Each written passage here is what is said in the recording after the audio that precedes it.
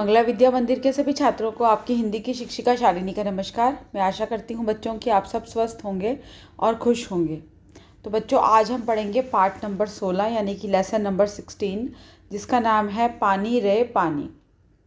तो बच्चों, ये जो हमारा ये पाठ है ये पानी के ऊपर आधारित है, यानी कि ये हमें ये सोचने पर मजबूर करता है, हमें सोचने के लिए कहता है कि हमें पानी को, जल को क्या करना चाहिए, बचाना चाहिए, सेव करना चाहिए, क्योंकि जल ही जीवन है। तो आइए पढ़ते हैं। मेरे साथ पेज नंबर 128 ओपन कर लीजिए और ध्यान से बैठकर सुनिए। तो कहाँ से आता है हमारा पानी और फिर कहाँ चला जाता है हमारा पानी? हमने कभी इस बारे में कुछ सोचा है? सोचा तो नहीं होगा शायद, पर इस बारे में पढ़ा ज़रूर है। भूगोल की किताब पढ़ते समय जल चक्र जैसी बातें हमें बताई जाती हैं। एक सुंदर सा चित्र भी होता है। इस पाठ के साथ बच्चों, भूगोल मतलब ज्योग्राफी, इस पाठ के साथ सूरज, समुद्र, बादल, हवा, धरती, फिर बरसात की बूंदें और लो फिर बहती हुई एक नदी और उसके किनारे बसा तुम्हारा हमारा घर, गांव या शहर। चित्र के दूसरे भाग में यही नदी अपने चारों तरफ का पानी लेकर उसी समुद्र में मिलती दिखती है। तो बच्चों, आपने ज़रूर देखे होंगे ऐसे चित्र। चित्र में कुछ तीर भी बने रहते हैं। समुद्र से उठी भाप बादल बनकर पानी में बदलती है और फिर इन तीरों के सहारे जल की यात्रा एक तरफ से शुरू होकर समुद्र में वापस मिल जाती है और जल चक्र पूरा हो जाता है। ठीक है बच्चों, यह तो हुई जल चक्र की किताबी बात। पर अब तो हम सबके घरों में, स्कूल में, माता पिता के दफ्तरों में, कारखानों और खेतों में पानी का कुछ अजीब सा चक्कर सामने आने लगा है।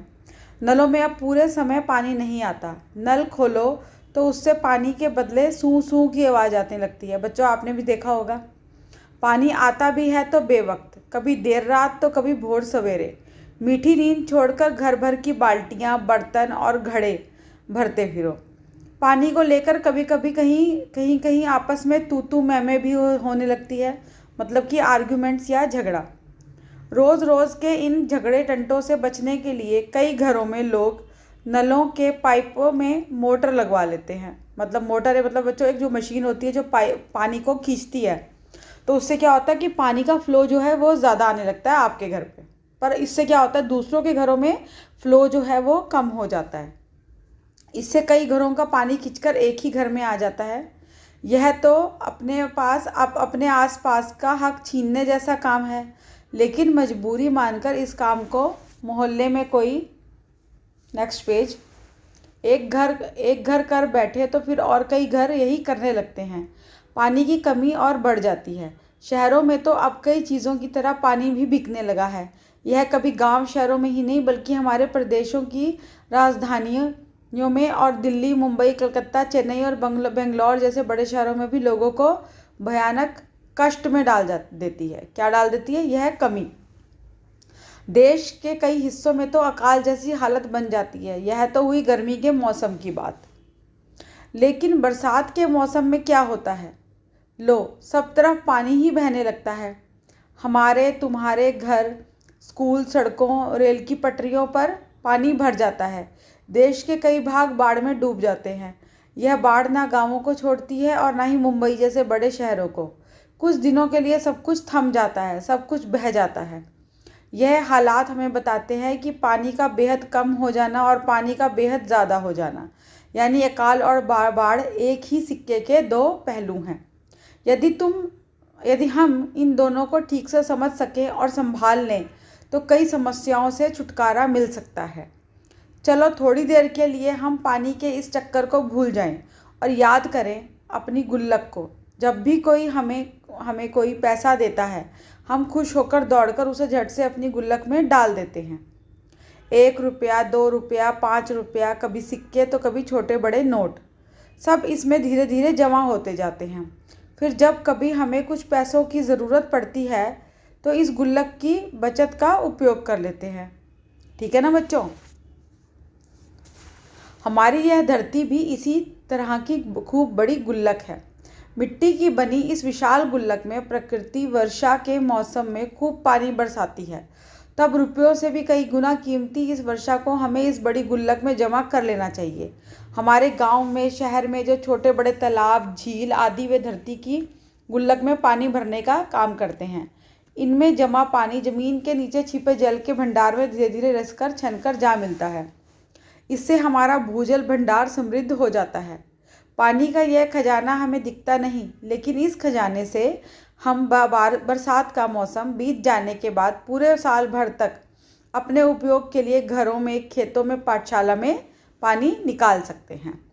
लेकिन एक दौर ऐसा भी आया जब हम लोग इस छिपे खजाने का महत्व भूल गए और ज़मीन के लालच में हमने अपने तालाबों को कचरे से पाटकर भरकर समतल बना दिया। देखते ही देखते इन पर तो कहीं मकान, कहीं बाजार, स्टेडियम और सिनेमा आदि खड़े हो गए। इस बड़ी गलती की सज़ा अब हम सबको मिल रही है। गर्मी के दिनों में हमारे नल सूख जाते हैं और बरसात के दिनों में हमारी बस्तियां डूबने लगती हैं।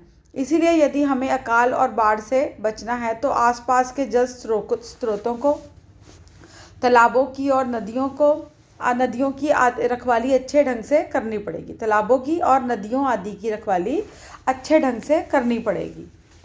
जल चक्र हम ठीक से समझें, ठीक है। जब बरसात हो तो उसे थाम लें, अपना भूजल भंडार सुरक्षित रखें, अपनी गुल्लक भरते रहें, तभी हमें ज़रूरत के समय पानी की कोई कमी नहीं आएगी। यदि हमने जल चक्र का ठीक उपयोग नहीं किया तो हम पानी के चक्कर में फंसते चले जाएंगे। तो बच्चों, ये जो लेख है, ये जो पाठ है, ये हमें यही कहने पर मतलब हमें ये समझने पर बाधित करता है कि हमें जल का संचय करना चाहिए। ठीक है बच्चों, तो ये था आज का हमारा पाठ मैंने आपको पढ़ा दिया है और इसका जो अभ्यास कार्य है वो आपको व्हाट्सएप पर वीडियो के साथ नोट्स मिल जाएंगे। तो ठीक है बच्चों, आप ध्यान से समझना, सुनना उसको और फिर उसके बाद वो अभ्यास कार्य भी करना। रिपीटेडली 5-6 टाइम्स सुन लेना उसे, ताकि आपको अच्छे से समझ आ सके। नेक्स्ट वीडियो में मैं नया पाठ लेकर आऊँगी। तब तक के लिए अपना ख्याल रखें और स्वस्थ रहें। धन्यवाद।